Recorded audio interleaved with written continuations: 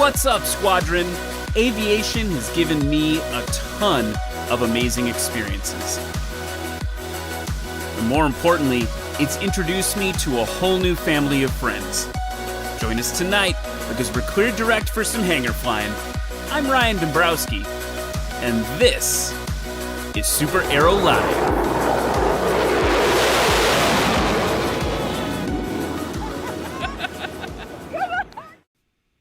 What's up, Av Geeks?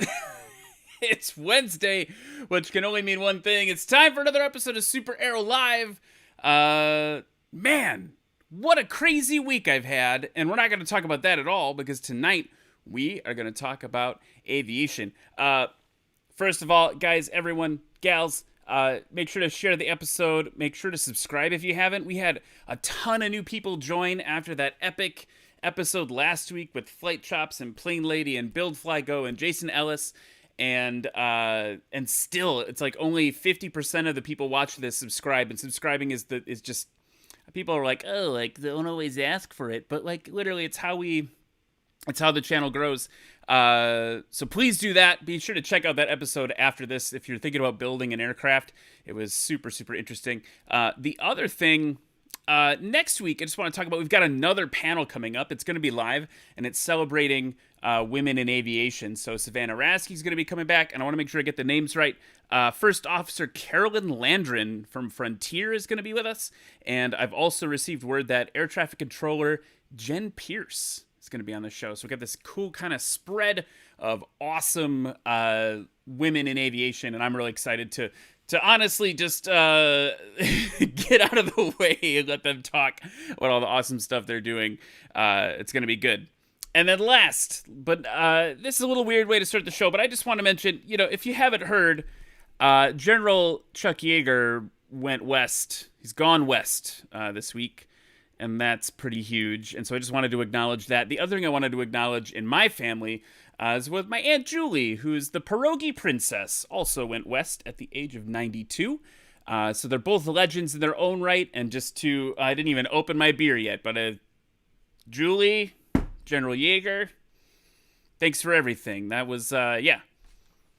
It's a weird week. It's a weird week, guys, but we're getting through it. All right, let's switch to a happier topic. You guys in the chat are joking about my typo in the thumbnail. His name is not Chad. His name is Carl. And he's here tonight. Hey. What's up, man? Not a whole lot. The Chadster here. I don't really know Chad. if I should go that route. All right, let's try again. Hey, so you're from a channel called Fly with the Guys. I am. And it's a cool thing. But I just want to say thanks for joining us tonight. Yeah, not a problem. Like, super excited to be here. I've done a couple of live streams, but I've always been on the other side where I'm interviewing someone else. So it's kind of cool to just, sit here and be interviewed, I guess. I guess it's not an interview. We're just going to talk about aviation and cool things. So, we are just going to hang out. The chat is going nuts. They're like, Chad. That's your new name, and I'm sorry. That what I said to you on Instagram today was that it when you make a typo like that, you're kind of like, oh, no one's gonna notice that, and then you it's see how many people do, and everyone noticed. So thank you to everybody who told me while I was putting my kids down. Whoa, what'd you do there, buddy? And yeah, and we should say hi to some folks in the chat. And there's a lot of people here already tonight, which is amazing. But Red Baron Modeling's here. Just Plain Silly is here. That guy. Zach Sherman's no one like here. Bryon. No one like, a Bryon with a B. Jason Ellingson's here. Jeffrey Jensen's here. You are here. Leo Kno is here. Alcoholic, very funny, is here. One of my favorite, who is always at every live stream that I've ever been on, Dutchy Girl. Is Dutchy Girl here tonight? It's like 2 a.m. or something by her. I know. That's amazing. Waukesha Pilot's here. Ben Berg, new name I haven't seen. Big Kenny 66. I just love that. Big Kenny. I don't know what that is, but I love it. I don't know who you are, but I love your name. Anyway, we could read the whole name, but it's so awesome for all you guys to join us tonight. I want to just like, Ryan Krieger says headset wardrobe change. Yeah, couldn't get my AirPods to work, so we're going back. We're going vintage. We're going OG SuperAero tonight. So anyway, let's stop talking about that stuff and let's talk about airplanes. And what I want to do is I want to your channel is very prolific. You've got a ton of content, a lot of varied content. I'm just curious, maybe before we dig into that stuff, like if you want to walk us through, like this is kind of the theme of the show, right? Like how did you find yourself as a pilot, as an aviator, as a aviation enthusiast? I guess I'll start at the beginning. Like when I was a kid, you could start in the middle too. No, let's start at the beginning. We have how long? We have as long as you want. Oh. No, we have like 40. I talked a lot in the beginning, so we have some time. Yeah. No. So it all started when I was like a kid, obviously. Loved airplanes. Oh, look, airplane up inside of the sky. I remember there was one time I lived at the bottom of a hill, and I literally took a skateboard, attached some wood to it. And if you guys ever had one of those things, you put a piece of paper in it, it spins it around, you drop paint on it, and it makes those really cool art things. Sure. And I screwed that to the front of the skateboard, and I went to the top of that hill. I don't want to talk about how it ended, but I did not fly. And ever since then, I was always interested inside of aviation. Going into elementary school, took a bunch of elective classes on, well, one of them was called Just Plain Silly, which is kind of odd. Hey, Bryon. But it really helped me and inspired me to enjoy aviation more. But as I started getting older, kind of lost the thinking about airplanes. It just wasn't on my radar. I started following the more traditional route, go to college, get a job, do what you're supposed to do, get married, have kids. And so it wasn't until 2015 that I took my son on a Cub Scout outing at our local airport. And one of my friends was leading the group, and we went and saw 172 at a local flight school. And I was just standing there looking at the airplane, and the kids are like, the other adults were yelling at the kids to not break anything, but I was just sitting there standing in awe of this airplane. And it started bringing back all these memories of everything that had excited me about aviation. And from there, I started being an airport bum. There was an observation deck at Deer Valley Airport, just kept hanging out, and started snowballing pretty quickly. And then my friend who had taken us there said, "Hey, I'm instructing someone. I need some dead weight in the back seat so they can see what it's like to carry a passenger. Why don't you come fly with us on a cross country?" I'm like, all right, free flight. Let's get in this airplane. So if I want to say it's my first time being in a general aviation airplane, but it's possible. I have vague memories of doing something maybe when I was 9 or 10 in an airplane at a local air show when I lived in Colorado, but I'm not quite sure. Memories fading from being 10. Must have been that crash from the airplane. Never mind. I'm not talking about that. I forgot. I'm hanging on. I'm trying to hang on for this. Okay, we're going to come back to that. Yeah. So anyways, he took me on this flight, and it just so inspiring, so exciting, flying over the mountains of Arizona. And I had never seen Arizona the way that I had seen it then. And most where I live, I feel like everything's flat. It's not like Kansas flat, but there's hills that pop up here and there. But we flew over the mountains, and it just was absolutely amazing. And then I became friends with that pilot, and we started going on flights as he was he'd gotten his certificate and started doing some instrument training, and was taking me, not instrument training, he was building his hours for his instrument training and going to all these places. So I tagged along and was just having fun. And then I got my certificate, and then the channel started around that time as well. I think that's cool that you started the channel like right around when you got the certificate. That was like my biggest regret. I was like goofing around with GoPros and stuff, but it's just for me, right? Like I wasn't thinking about, I was debriefing, right? I was doing a little bit of debriefing with it. So, well, it was a long route because I started training. We're not going to call it real training until probably 2018. But I started the channel, and I was making the videos of the destination that my friend and I were going to. And that's really how it started. And then as I started training, that's how the channel really started rolling. Is because I'm like, I don't understand radio communications. So I made a video about how to talk on the radio. Yeah, I mean, the best way to learn something is to teach it, right? Exactly. Yeah. And then I'm like, you know what? There's all these crazy questions out there that people who are interested in aviation don't have a good answer to. And that primarily being, how much does it cost to get your private pilot license? Who knows? You've got some people quoting this low number based off of the minimum hours, and this flight school over here is charging 8 times that price. Right. So it's like, here's how to do it. Here's how to calculate it. And between those few videos of how much does it cost, talking about medical certificates, talking to air traffic control, and those types of things, my channel just really started growing and growing quickly. And so I realized, I'm like, this is it. This is kind of my niche. I need to start showing people what it's like, not just in training, but helping them along the way, because there's not a lot of good help for some of these things, especially the talking on the radio. Usually you're in the airplane with your instructor, and your instructor's all like, all right, you kind of say this, do that. Here, we'll write some of it out, go. And then you push the talk button, and your brain disconnects.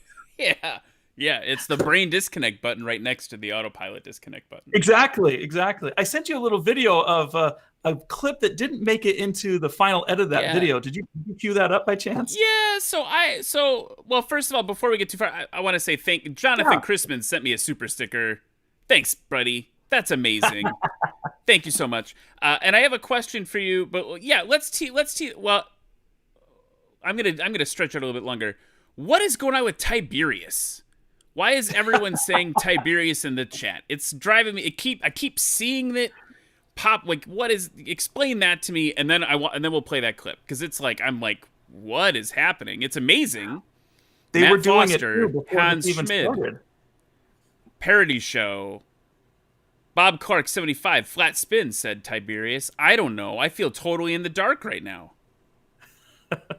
I can be in the dark. I'm totally in the dark right now on this. Why not? Oh, I guess it's not that dark. No. Mine is like, yeah, anyway. Sorry. So what's the Tiberius thing? And then let's play the clip. Do you know? Is this something we don't know? I have no idea. They just started doing know. it. It might be somebody who was supposed to show up in the chat. Guys, what is going on with Tiberius? Okay, anyway, let's play the clip. Because here's the thing. I said to people, Carl's going to be on the show. Actually, it was back when the thumbnail went up as Chad. People started messaging me on Instagram, wanted to be like, whoa, bro, his name's not Chad. But then they also, 2 different people sent me this clip and said, you have to play it on the show. Yes, without any context. So I'm going to play it. That up. What? No, you sent it to me, and that's great. I have the context from you. These other people were just like, this needs to be in the show. So I'm going to play this right now, and then we can talk about it. All right, Carl. I want you to remember everything I taught you. You got this. All right, I got this. Okay. Hey, Deer Valley Ground, I'm a Cessna!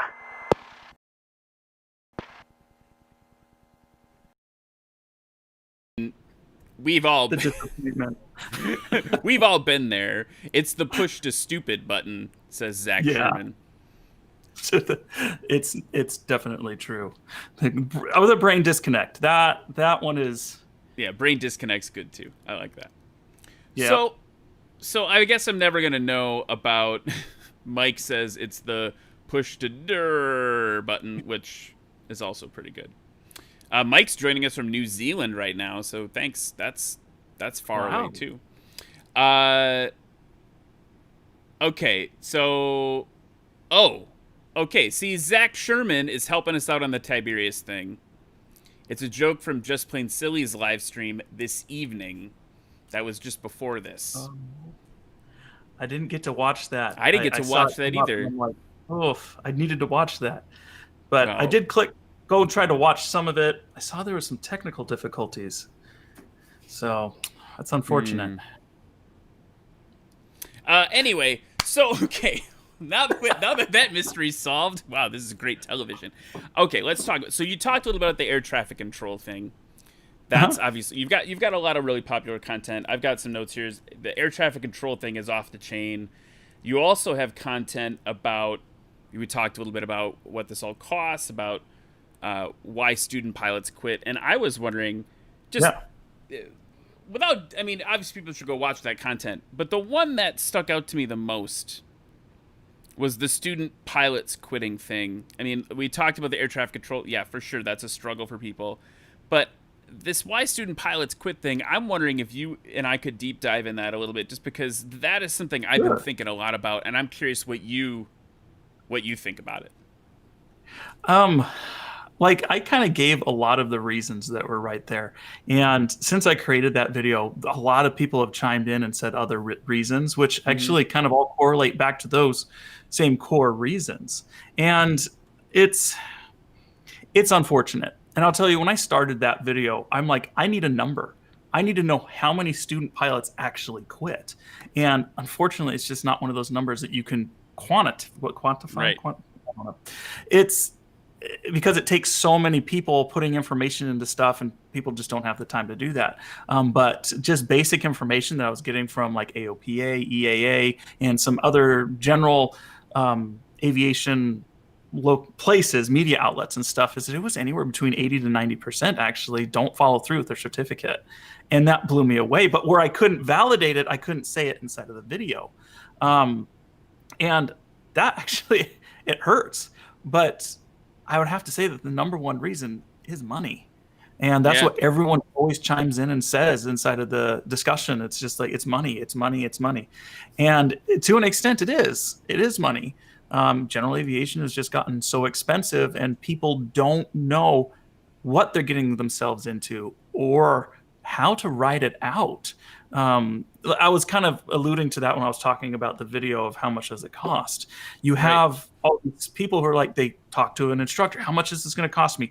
Oh, it's 40 hours. Let's do some math. And it's like, oh, it's going to be this number. And then in the end, they find out it's being drawn out. There's more hours, and each hour equals sometimes a plane and an instructor. And that gets costly very, very quickly. And so creating realistic numbers and expectations for how much it's going to cost, people need to know that before they jump in. Because again, it's the number one reason in my mind to why people actually quit. The second reason is people scare themselves.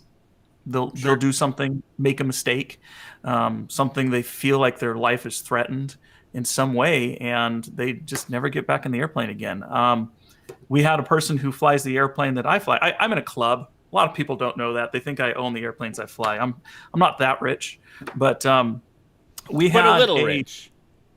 No. Just a little. No. Okay, No. Sorry. Sorry, you get the I club. couldn't fly without my YouTube channel, and we all know that YouTubers don't make a ton of money. So I mean, some do. Some do. But I'm with you. Sorry, flying clubs. By the way, flying clubs the way to do it. Keep talking. Sorry, I interrupted. I interrupted to make a crap joke. Keep going. It's fine. Anyway, she departed the runway on landing.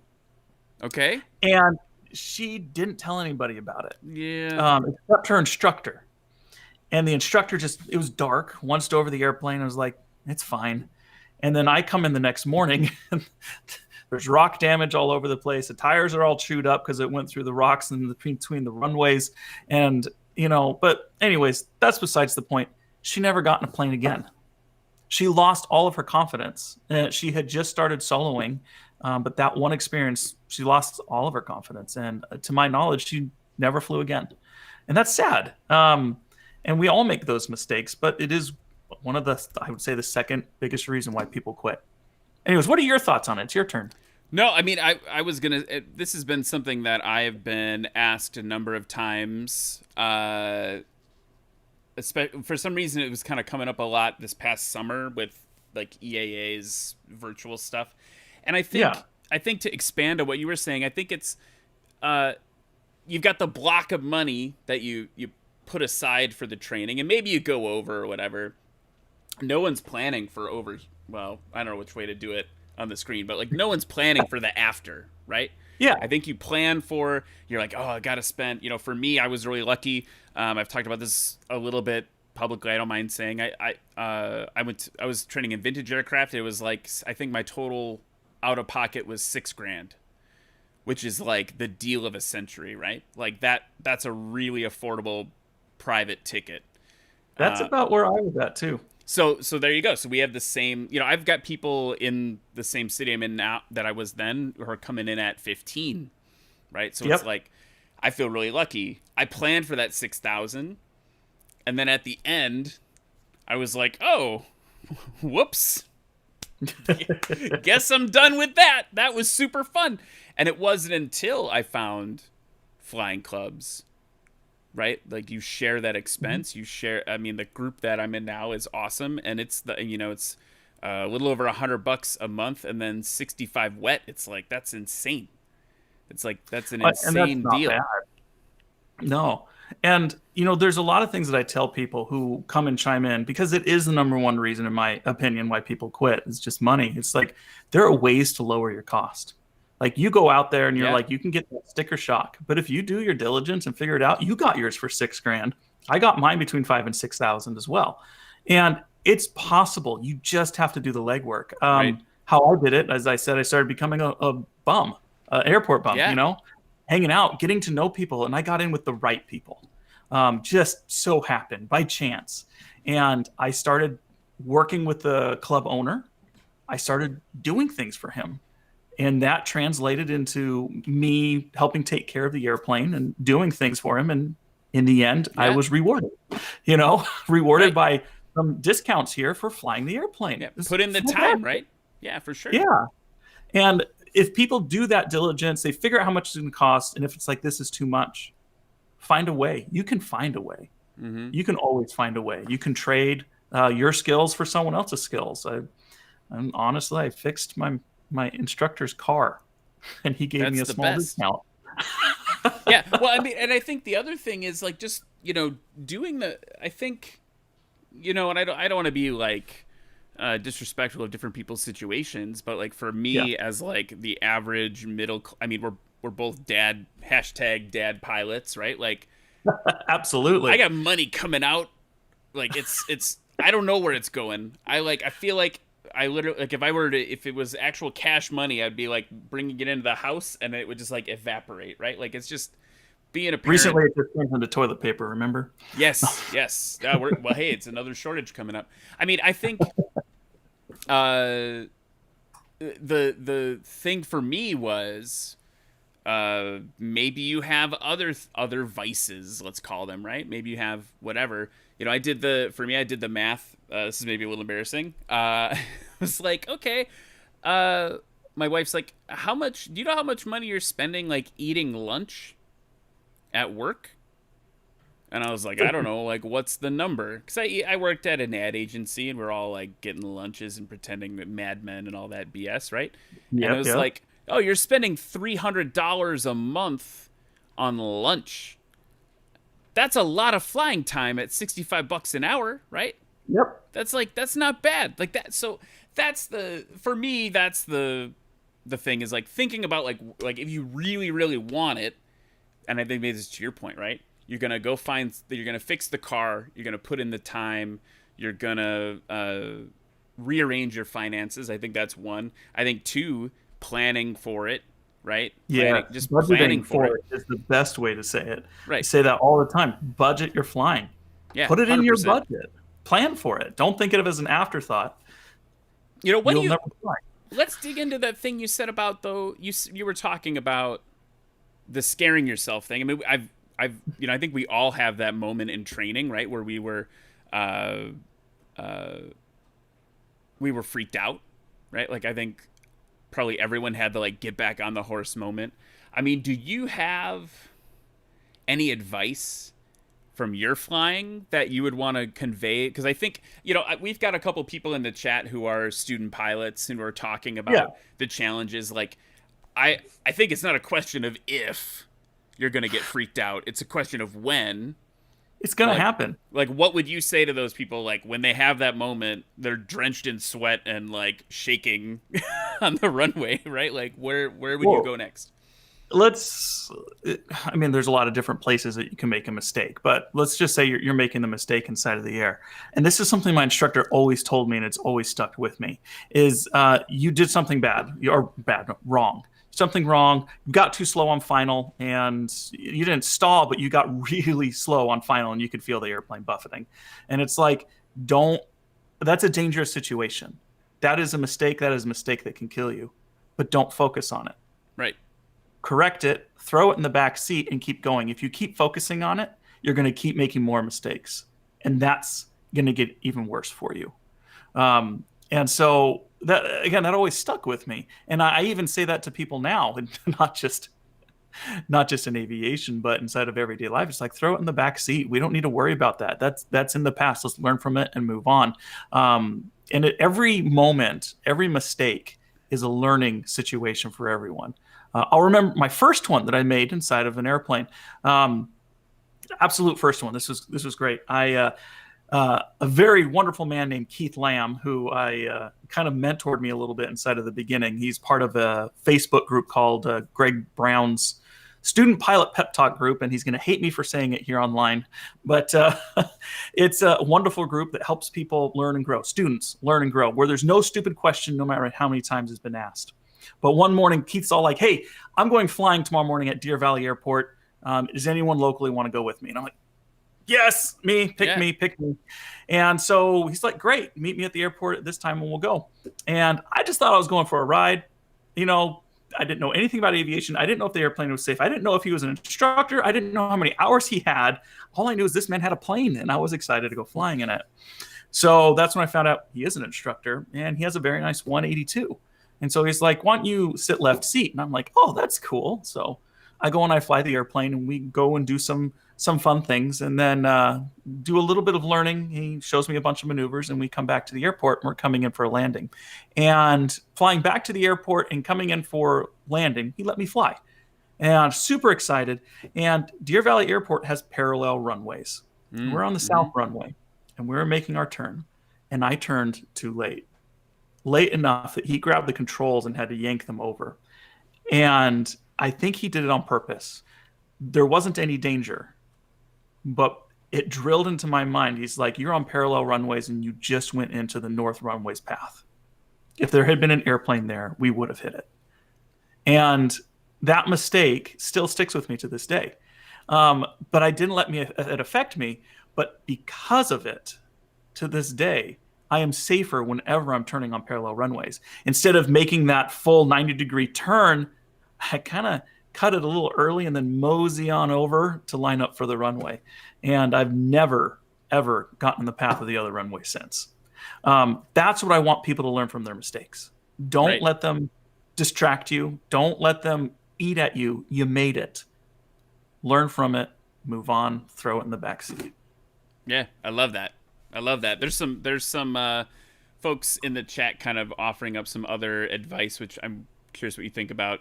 Also, a lot of people, separately, a lot of folks kind of recounting their similar scary experiences. And I think what's uniting all of us, right, is in this moment, is that we all have those things. We all are continuing to push through despite those things, right? But two that I thought were really good advice.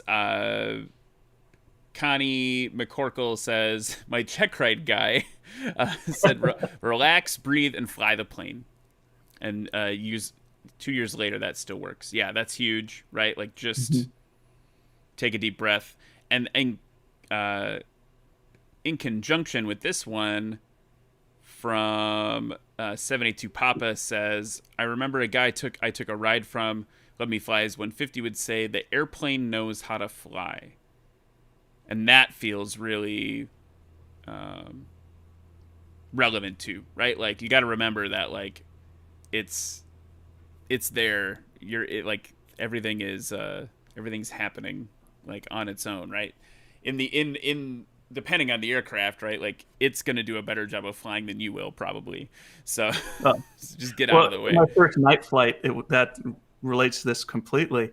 My instructor said, "Remember, the airplane has no idea it's night." Yeah, I remember my instructor saying that too. And that's so true, right? Now, why does the Absolutely. engine keep making that different noise at night? Because it's dark and it knows it. Yeah, exactly. Okay, so yeah, I mean, I appreciate you talking through that. I mean, I think what's interesting about the stuff you're doing, and by the way, I've got these photos of you here.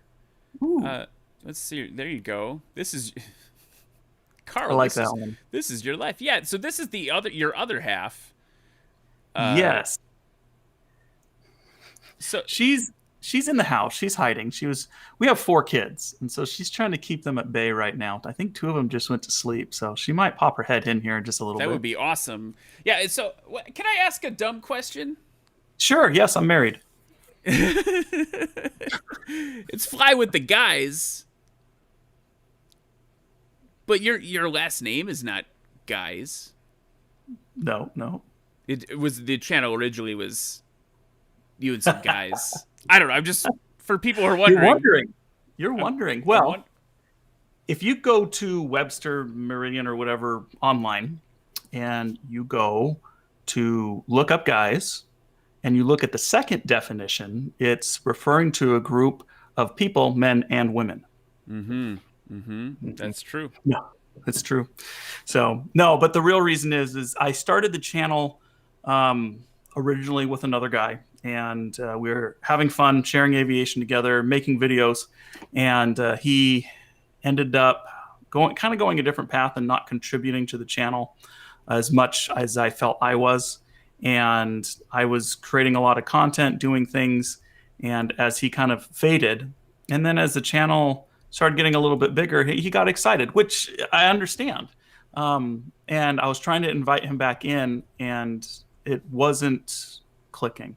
It wasn't working. So unfortunately, we had to part ways.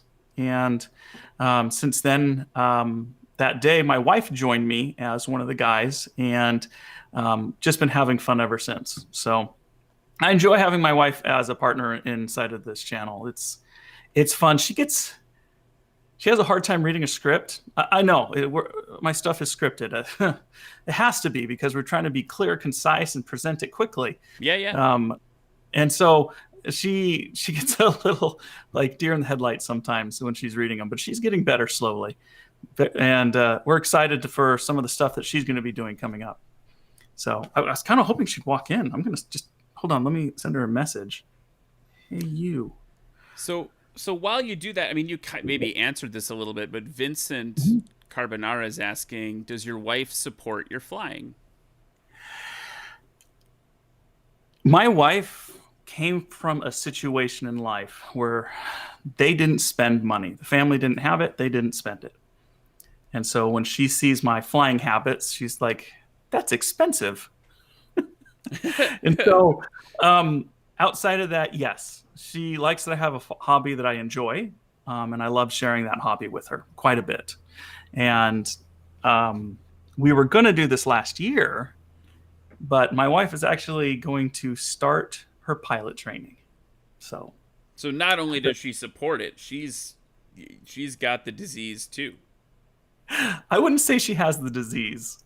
Part of it is that we definitely want her to be safe inside of the air. Like, what if we're flying together and I pass out, So, but guess what? I was told I had to come say hi. Hey! Hi. What's up? I would definitely confirm I do not have the disease. Well, right now, I mean, I apologize. Current situations notwithstanding, that's probably not the best choice of words. Probably. Great to meet you. Sorry, here, you can't even see me. You're just seeing yourself right now. Great to meet you. Oh, there he is. Here I am. Hello. You as well. Hello. We were just talking about one of the questions in the chat was about your kind of view on aviation. I think there's like maybe the stereotype, right, of like the begrudging wife that's like, ugh, planes are dumb. But you're like... She's only like that if we're buying an airplane.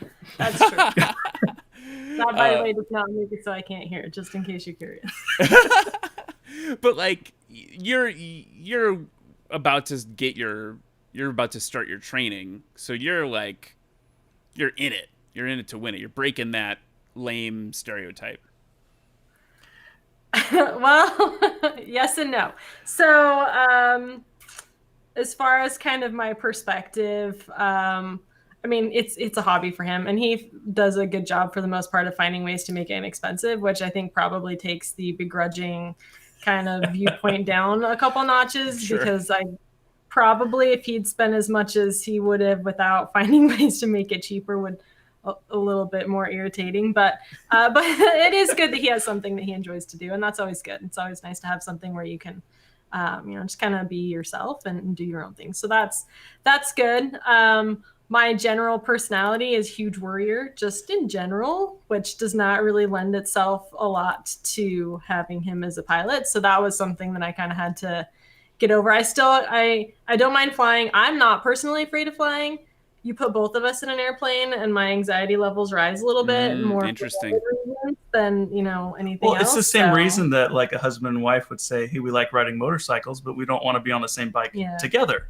Because if something was to happen and we have children, that's why she's fine, going and doing her training. And that's going to be very exciting, not just for me personally. She is going to have fun.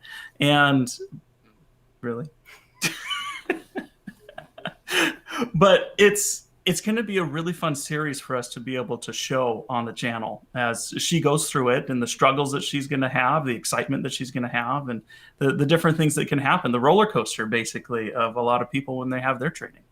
So a lot of great things that are going to come from it. And I think one of the best things is just personally for me sharing it, but also knowing that I have a backup. I have a co-pilot, first officer. We'll just go with that. I love it. No, that's awesome. I have a question for you both, since you're here. Yeah. My other favorite aviation power couple, Tango and Juliet, sent me this question on Instagram. Ooh, just now? Well, a little bit earlier today when we posted, we were doing this thing. They said, what is your favorite backcountry? Oh, I read the sentence completely incorrectly. Where is your backcountry favorite spot to fly into in Arizona? Because that's the other thing we haven't talked about. You guys have like an amazing playground. Yeah, we do. Wise. So where's your favorite spot in Arizona? That's from Tango and Juliet. You guys can always submit questions on Instagram too. Anyway. I know where mine is. What's yours? Well, I've not been to many places. We typically fly to the same spots for a couple reasons. We, especially in the summer here, it's really hot, which causes a lot of turbulence, which... Yeah. Not my favorite. So, not a fan of. No. So, well, you guys got beat around once. Sorry, I interrupted you. I was just one of the videos I just saw. You got like beat up hard, like near the Grand Canyon or something, right? So it's a thing that happens. And by you guys only got like 30 seconds of what was really going on, and I thought we were gonna die. Was pretty much the best way to sum it up. It was high, moderate. Low severe is where I would put it. And you would, if we did not have our seatbelts on, we would have been all over the cabin. Everything was tied down. Things in the back were kind of jumping around. So it was bumpy. I interrupted you though. I apologize. I don't get airsick, so that's good. That's probably super the only good thing that came out of that current that circumstance you were just talking about. But so we'll fly into Sedona, Payson. Those are the two that Carl usually takes me, mostly because we'll go in the morning and get breakfast, things like that. And they both have some really good restaurants. So we've flown around just in general, different places. But as far as flying into... I think we've been to Sedona the most. Yeah. Love Sedona. I know it's on a lot of people's bucket list. It's a beautiful place to fly. And I'm sorry. It's just, I get to go there. Sorry. Yeah, it's cool. The closest to Sedona I've been in an airplane is Flight Simulator.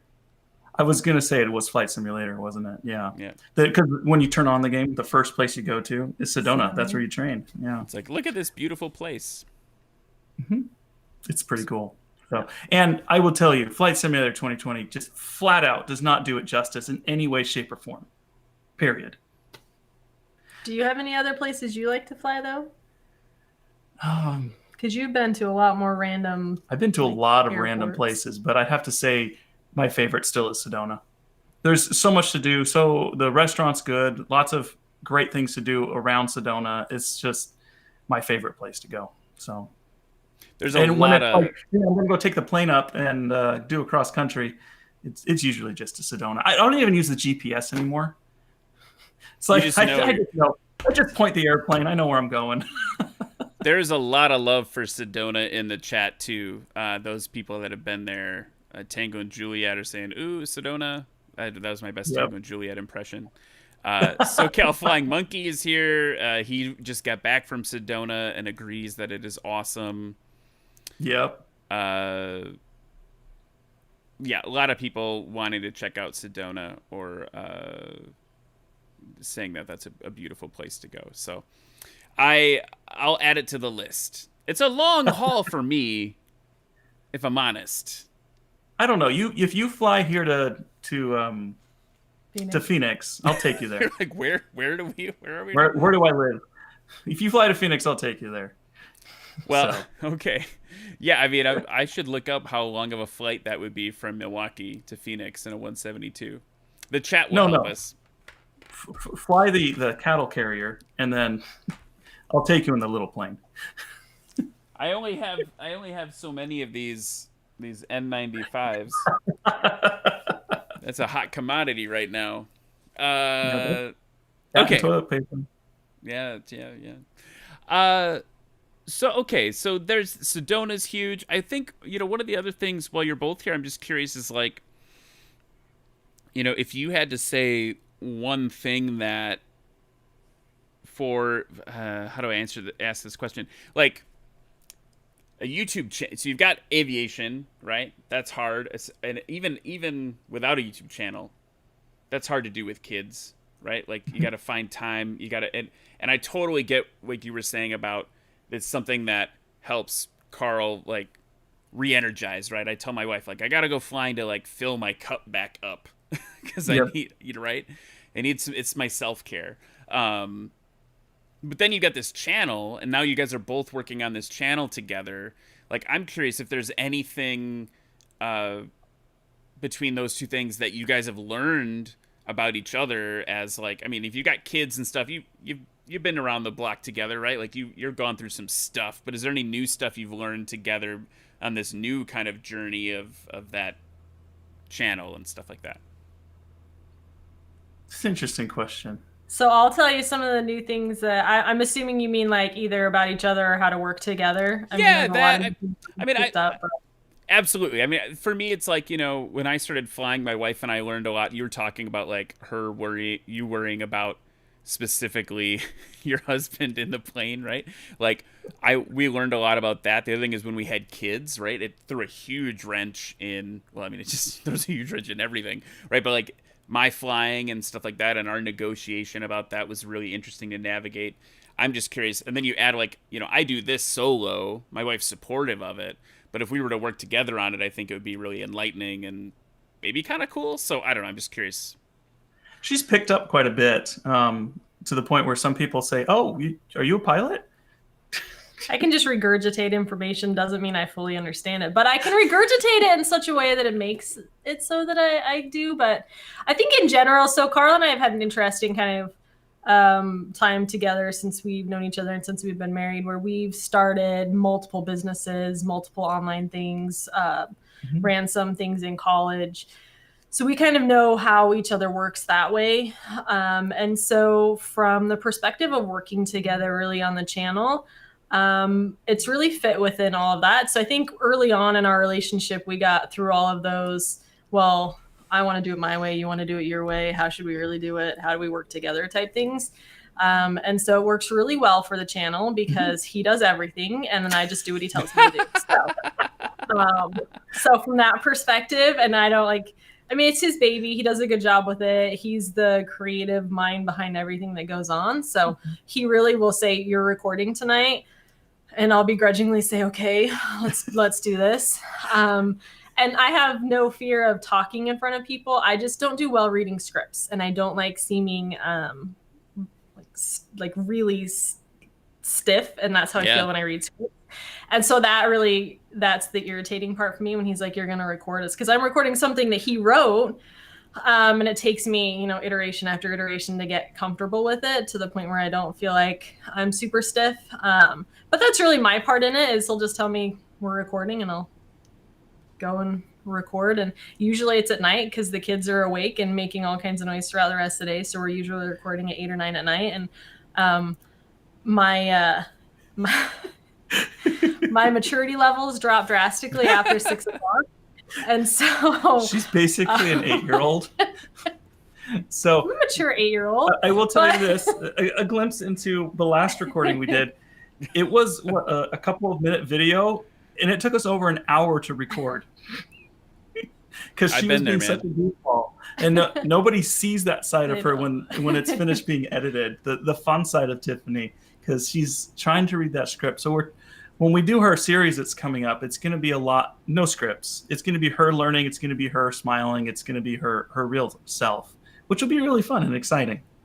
Sometimes you'll see Carl will put I get the wiggles out by dancing, or I make funny faces, or my kids will come in and he'll put those in the background of videos. Little Easter eggs. Yeah. So sometimes you'll get little glimpses of that, but so it works okay for us because I really don't have a say. I could have a say. He'd let me, but I don't really care to have a say because it's really his thing.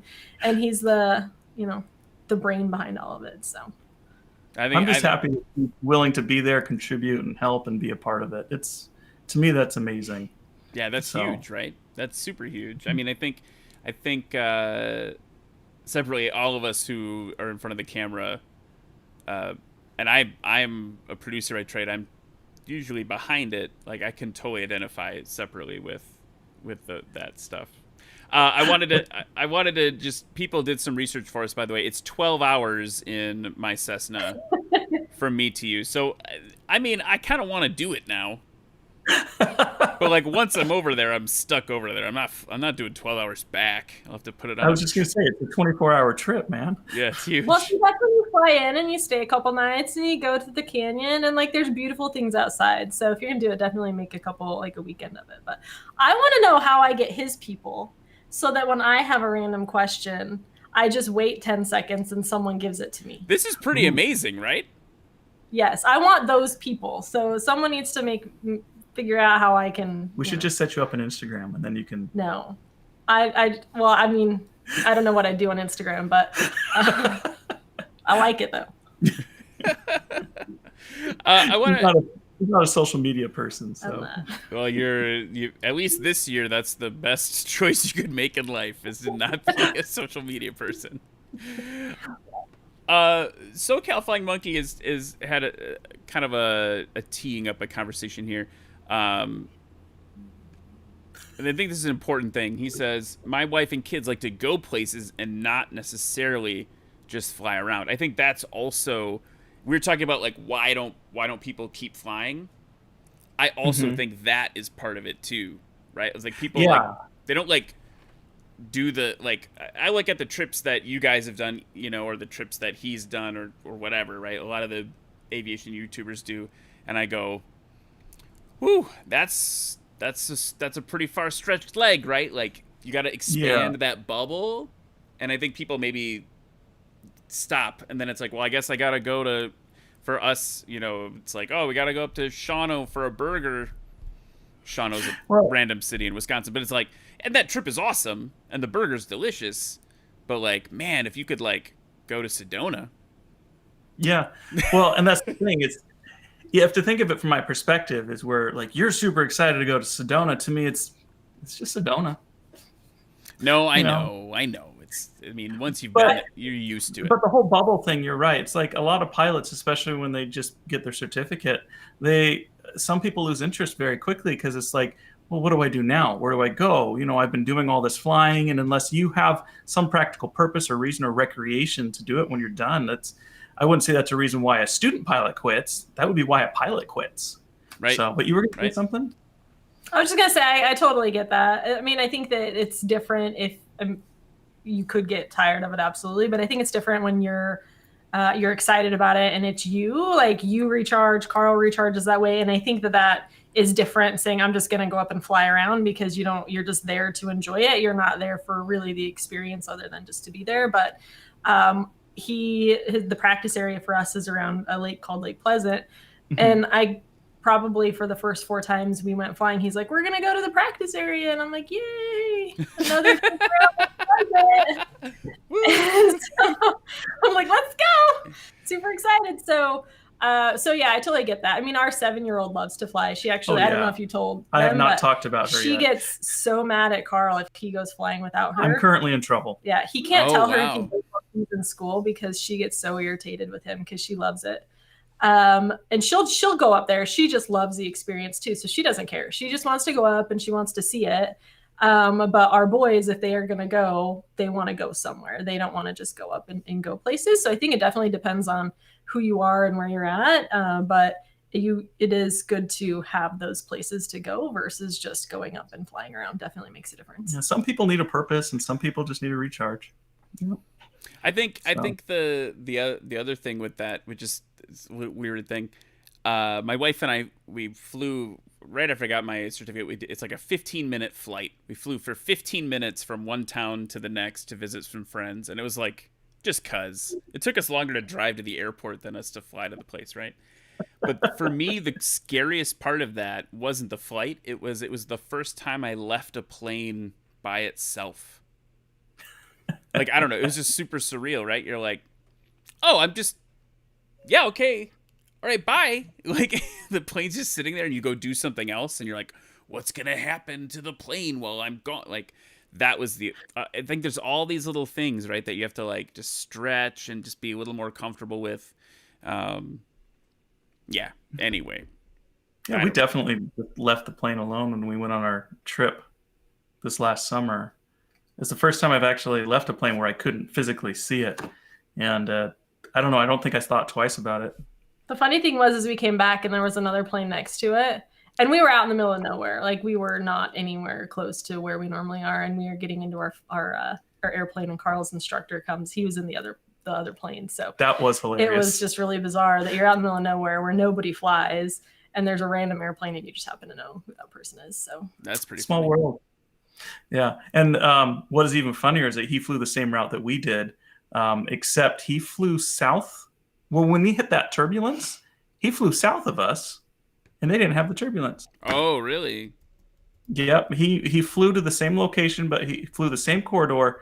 We kind of went northeast, and he, after crossing the Grand Canyon, went straight east, and then came around, and we had the turbulence, and he didn't. Yeah. There you go. It's the mysteries of the sky. All right, Carl. I want you to remember everything I taught you. Oh, I was doing so well, and I finally fat fingered something. I wanted just to click through these photos while we're almost out of time, but I wanted it, like, just because, like, here's you with a Cardinal. That's a fun plane. It's a good looking Cessna. Yeah. Here's you flying something over something. Oh, that's turning from crosswind to downwind. Okay, there you Deer go. Valley. There you go. Yep. Looking good, ready to go.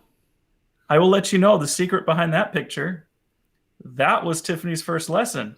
Oh. That didn't actually happen because the tire was flattened on one side. Yeah, we missed it. We recorded this huge pre-flight for her series of her walking around and learning and doing all that.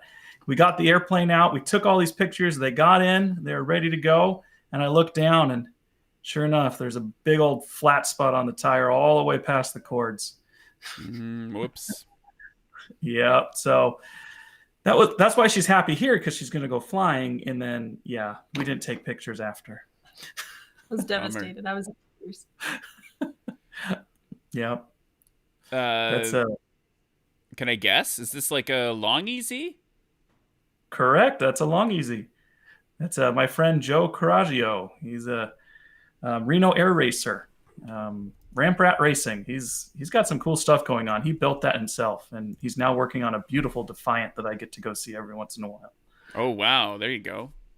A lot of sanding. Yes. And then before we sign off, I got to poke fun at you with hanging out with. What's interesting is this photo. You're hanging out with Josh Flowers. That just plain silly's in the chat. I'm wondering if you're not careful, this picture might end up on a pillow someday. Well, I will. A little secret is we recently renovated our home, and my wife took over my studio space, and so I'm going to have a new studio space, and there might be something kind of showing my affection for Just Plain Silly's channel. I see I how don't this even know is. what this is, so I'm excited to see what this looks like. So it's gonna be a surprise for all of us. I don't even think Bryon knows what it is yet. I commented to him on it, and he still hasn't sent me his logo. Bryon, come on. He probably left. He always just comes in, says hi for a few minutes to get his name recognized, and then he bounces. Well, now all of his friends can go and say, hey, you got called out. They all had me wondering about Tiberius in the beginning, whatever that was. Like that. Yeah. Wait. This whole video has almost been an ad for Bryon Turner and Just Plain Silly. It basically has. Crap. He incepted us, man. He owes us. What? Yeah, What? for sure. He's still here. He says, nope, I'm still here. All right, anyway. There you go. Everyone just go subscribe to Bryon, since this was a video about him. I'm here and I never leave early. I know. I'm joking. Bryon, we're Sky Fam now. I'm just poking fun. All right, before we sign off for the night, could I have the two of you play a silly game with me before we sign off? Oh, this is going to be fun. It's after 6, so why not? By the way, I gotta say, I totally identify with the we do everything at night. This show is at 8:30 because that's literally at the end of bedtime. Yep. It's like, okay, bedtime's over. Boop, let's get downstairs. I'm surprised you didn't hear stomping, because they were stomping up until right when this started. Yeah, sometimes we can hear the screaming of my 2-year-old through the vents above me. All right, here we go. And by the way, people in the chat are saying, we're only here because Bryon told us to come to this show. So thank you, Bryon. Bryon, thank you. Maybe we should be paying you. Who's getting paid for anything? I can't remember. Okay. I'm not getting paid for anything. All right. We're going to play a game called Short Final. Just yes or no, simple, or not yes or no, but like simple one-word question answers. No points. You can't really win, but you'll win because it's my show and I decide. So let me put on some cool. Hopefully the music isn't too loud this week, everyone. Let me know. I got it literally turned down all the way. All right. My friends, fly with the guys. Let's start with, you guys kind of do a lot of teaching on your channel. What's your favorite or most obscure part of the FAR aim that you like? None. I thought you were going to say the one about how to report a UFO. Okay. What about your favorite civilian aircraft? You've got a lot that you fly. Favorite civilian? Pressure's There's so many.